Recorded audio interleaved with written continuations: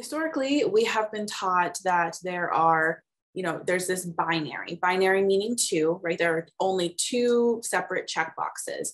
So we have men and women, or boys and girls, or males and females. And we're taught that there's these two distinct boxes and they all meet certain criteria, right? So we have men and boys who are males, and we associate that with testosterone, having a penis and a scrotum, having XY chromosomes, having facial hair and a deep voice, all these secondary sex characteristics, right? And then we're also taught that we have women and girls who are females, and we associate that with estrogen, with having ovaries, a vulva, vagina, breasts, having a higher pitched voice, being shorter in stature, various things. We have these associations. And so in the past, when it was less common to accept a non-binary, meaning challenging that binary system I just spoke of.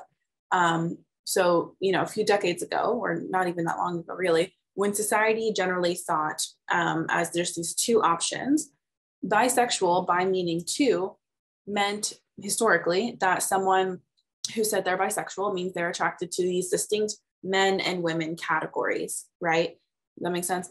So now I'm not going to say that non-binary people have never existed. That's not true. Non-binary folks and gender as a spectrum has always been the case. It's just a matter of society coming around and adapting so that people feel safe enough to live authentically and be who they are.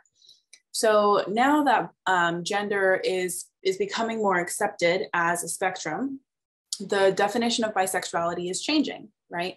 So think about it this way. The bi in bilingual doesn't tell you what two languages someone speaks. It could mean that they speak English and Spanish, or French and Arabic, or Japanese and Korean. It doesn't tell you which two. It just tells you that they speak two, right?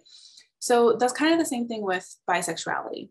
So bisexuality now is starting to be utilized to mean that a given person who's bisexual is attracted to two genders, but it doesn't necessarily tell you which two they are. So some folks might use the term bisexual, and it still means these distinct men and women categories in that binary way of thinking. But now it's using more to say, I'm attracted to two genders, one that is the same as my own, and then another one,